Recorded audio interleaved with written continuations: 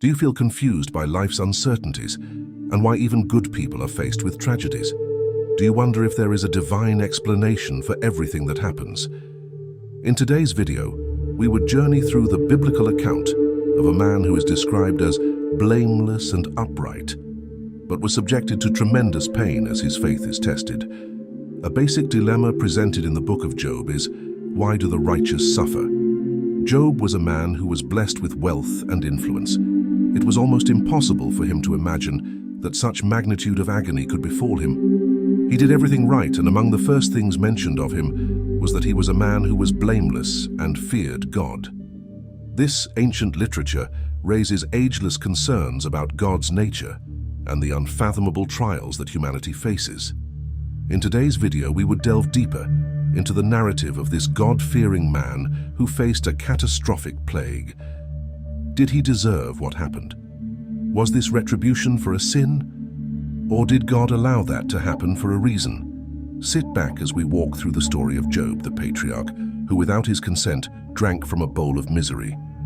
At the start of the book of Job, we are told of a strange occurrence that took place up in the heavens, where the members of the heavenly court came to present themselves before God. And among those who came was the designated accuser, Satan.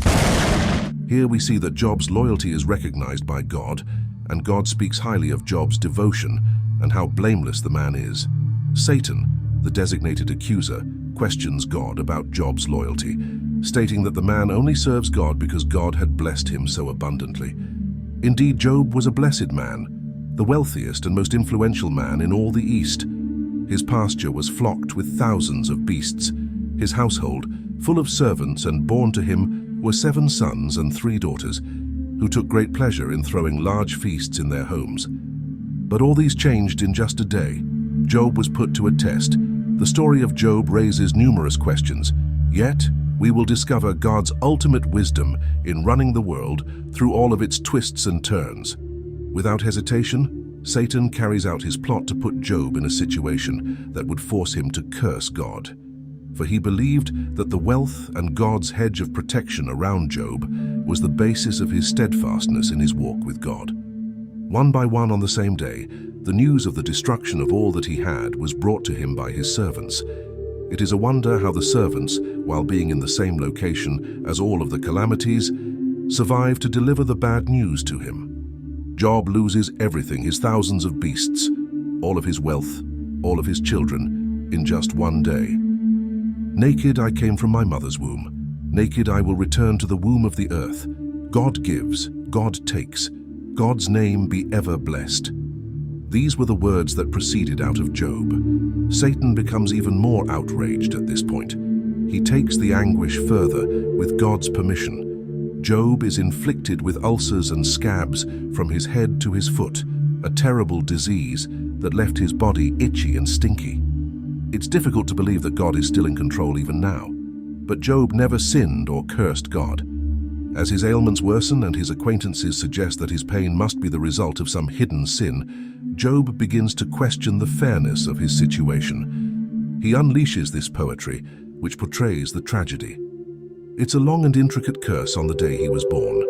His lamentations and conversations with his friends record a real, unedited exploration of loss, perplexity, and the search for meaning in pain. The book of Job is considered one of the Bible's wisdom books.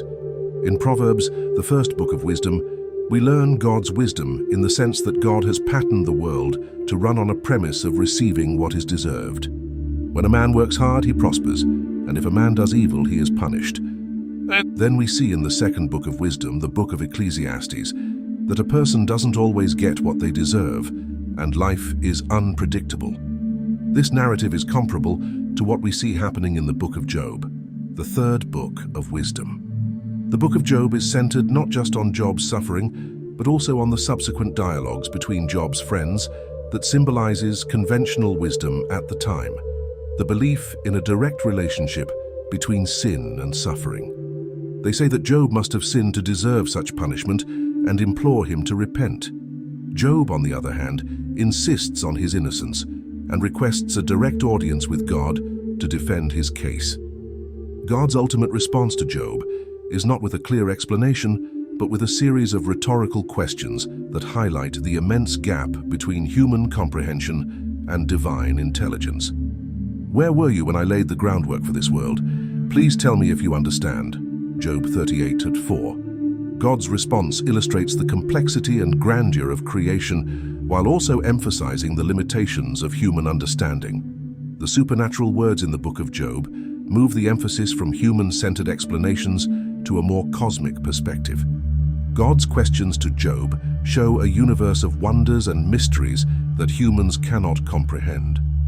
He points out to Job the vastness of the world, and he asked him if he was capable of running it or understanding it for only one day.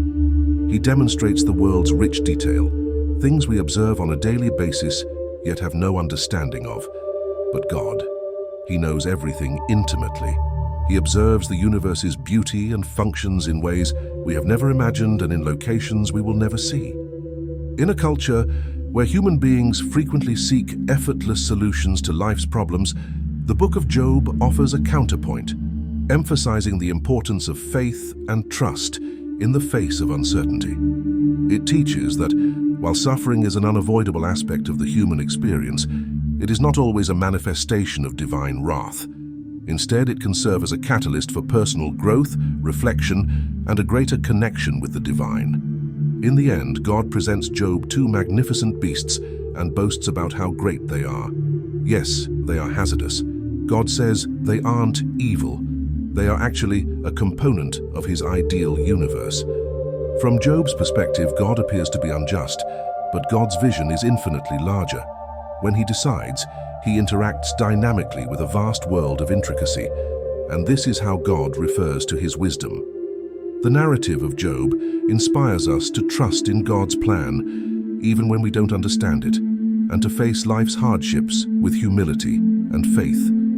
Through its complex narrative and philosophical profundity, it inspires us to embrace the mystery of divine rule and take comfort in the belief that, despite the incomprehensibility of suffering, a higher wisdom is at work. The book of Job is a profound and timeless masterpiece, providing insight on the nature of pain, the limitations of human wisdom and comprehension, the complexities of divine government, and the mysterious ways in which God runs the world. In today's world, we encounter a wide range of issues that can be as baffling and distressing as Job's experience.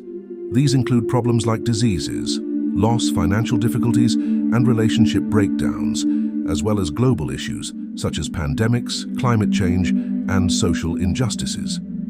During these tough times, we typically seek explanations and purpose, hoping to comprehend why such suffering occurs.